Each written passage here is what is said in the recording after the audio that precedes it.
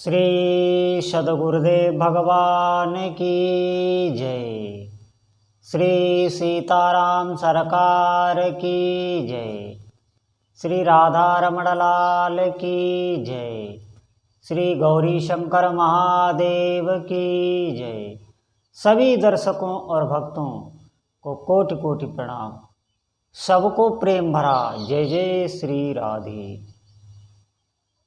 दर्शकों और भक्तों से प्रार्थना है, आज का सत्संग बहुत महत्वपूर्ण है, बहुत ध्यानपूर्वक आपको सुनना है।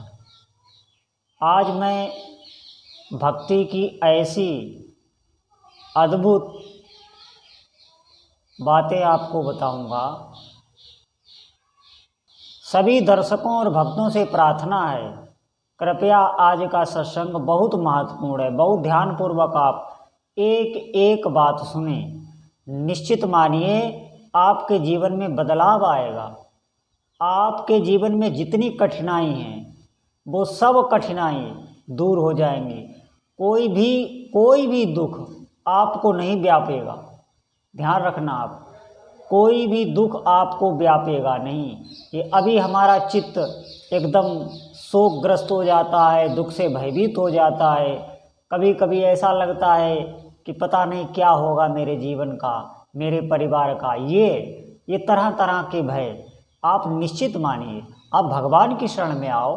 है द्वारे, जब कोई भी आपका सहारा ना हो तो एक सहारा है जहाँ हमेशा दरबार खुला है। निश्चित मानिए, जैसे भी हो, जहाँ भी हो, आप भगवान के नाम का आश्रय ले लें। देखिए अपने जीवन का बदलाव देखिए, आपके जीवन में क्या क्या होने लगता है, आप खुद आश्चर्य में पड़ जाएंगे।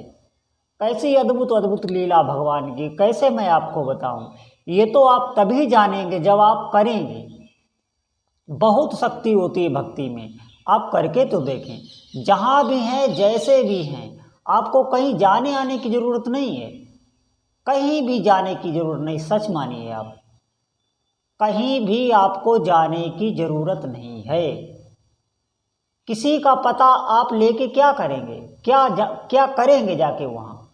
आप सिर्फ वाक्य को पकड़िए, आप भगवान के नाम का आश्रय लीजिए, या आपके जो भी इष्ट देवता हों, जो भी देवी देवता आपको प्रिय लगते हों, आप उनके नाम का जप आरंभ कर दीजिए। बस आपकी सूचना पहुँच रही है। एक एक नाम आपके इष्ट देव के पास पहुँच रहा है। मैं बता रहा हूँ आपको, ध्यानपूर्वक सुनना। जीवन में आपके ऐसे ऐसे अद्भुत चमत्कार, ऐसी ऐसी अनुभूतियाँ होने लगेंगी, खुद आप आश्चर्यचकित हो जाएंगे, गदगद हो जाएंगे अंदर से कि मेरा अब क्या जीवन हो गया। पहले मेरा जीवन जो गया वो कितना बेकार गया। ये ग्लानि होने लगेगी आपको, किस भूल में हैं आप। अरे आज सबसे बड़ी बात का रोना तो यही है कि हमारी अपने धर्म से श्रद्धा हट गई, अपने देवी देवताओं से श्रद्धा हट गई। और सच पूछिए तो उन्हीं देवी देवताओं से आप कुछ भी कर पा रहे हैं तो उनकी शक्ति से ही कर पा रहे हैं। हर एक इंद्री पर एक एक देवता बैठा होता है, उसी की शक्ति से ही इंद्रियों में शक्ति है। ध्यान रखना आप, जो ये शरीर रूपी हमें यंत्र मिला है, ये पूरा जो चल रहा है ये दैवी शक्तियों से ही चल रहा है। ध्यान रखना, आप बस अपने इष्ट देव का नाम स्मरण करें। देखिए फिर कैसे जीवन में अद्भुत अद्भुत बदलाव, अद्भुत घटनाएं जो आपने कभी सोचा नहीं होगा, ऐसी ऐसी आपकी इच्छाएं पूरी हो जाएंगी। जो असंभव है, असंभव भी इसमें संभव हो जाता है। देखिए, जो गृहस्थ भक्त होता है, ध्यानपूर्वक मेरी बात सुनना, जो गृहस्थ भक्त होता है उसे साधना का फल बहुत शीघ्र मिलने लगता है। बस थोड़ा सा वो सावधानी कर ले, वो अपने कुटुंब परिवार की सेवा करे, जैसे कर रहा है वैसे ही करे, साथ में उपासना को जोड़ ले, भगवान के नाम को जोड़ ले, भगवान के नाम की रहनी बना ले।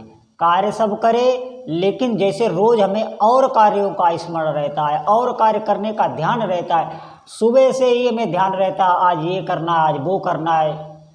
इसी प्रकार हमारा एक ध्यान ये भी रहे कि आज हमें नाम करना है, आज हमें इतने भगवान नाम करने हैं। बस ये जिस दिन आने लगा उसी दिन से आपकी स्थिति बदलने लगेगी।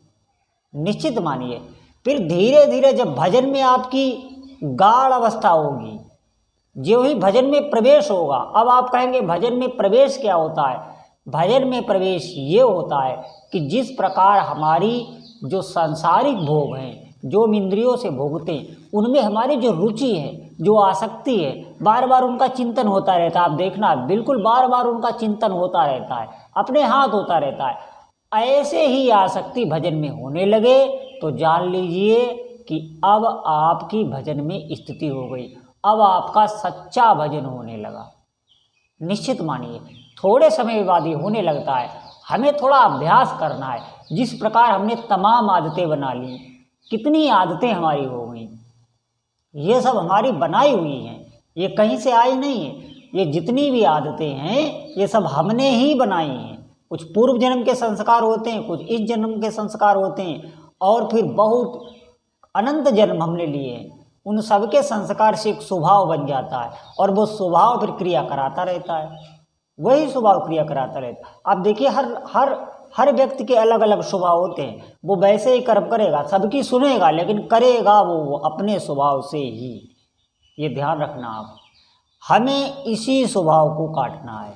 आप भगवान नाम का आश्रय लीजिए। सच मानिए, कोई साधु हो, कोई सन्यासी हो, कोई गृहस्थ हो, पोशाक से कुछ नहीं होता।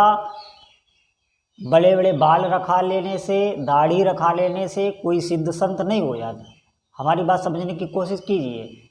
हमारा कहने का मतलब है, आप हमारे वाक्य को पकड़िए, आप हमारा एड्रेस, पता, हमारी हाथ जोड़ के आपसे अपील है, ये जानने की कोशिश ना कीजिए। आप भगवान नाम को पकड़िए। भगवान नाम जपने में किसी भी गुरु की आवश्यकता नहीं होती है। आप जो भी आपके जानकारी में अच्छे संत हो, आप उनसे पता कर लेना कि भगवान नाम जप में क्या गुरु की आवश्यकता होती है? नहीं होती है। हाँ, अगर आपकी श्रद्धा है तो आप उनसे ले सकते हैं भगवान नाम, ये एक अलग बात हुई। लेकिन आप बगैर गुरु के भी भगवान नाम जप कर सकते हैं। भगवान सबके गुरु हैं। वो ज़रूरत पड़ेगी तो आपको गुरु के पास भेज देंगे। मैंने कई बार कहा है, या गुरु जी खुद चल के आपके पास आ जाएंगे। ये सब आप नाम ही करेगा, नाम ही आपका गुरु हो गया, ये ध्यान रखना। आप जैसे जहाँ भी हैं, आप लग जाएं भजन में, बस सब काम अपने हाथ होने लगेगा, कुछ भी आपको नहीं करना पड़ेगा। सच मानिए, बहुत सामर्थ्य है नाम में। भगवान जो नाम होता है वो खुद चिन्मय होता है, उसमें शक्ति होती है, पावर होती है। वो हर बात समझता भी है, सोचता भी है, हर बात। जैसे भगवान है वैसे भगवान का नाम है। तो सभी साधकों से निवेदन है कि जैसे भी हो, आप जहाँ भी हो, आप नाम में लग जाओ, सब कुछ आपको मिलने लगेगा। सब कुछ जो चाहो, कल्पतरु है भगवान नाम, जो चाहो सो प्राप्त कर लो। तो सभी भक्तों से प्रार्थना है, आप नाम जप में लगें, और जैसे है जहाँ भी हैं वहीं से करते रहें। इसमें कोई पवित्रता की जरूरत नहीं है। नाम खुद पवित्र करता रहता है। आप नाम जपें, आप पवित्र होते रहते हैं। आप हर स्थिति में नाम को कर सकते हैं।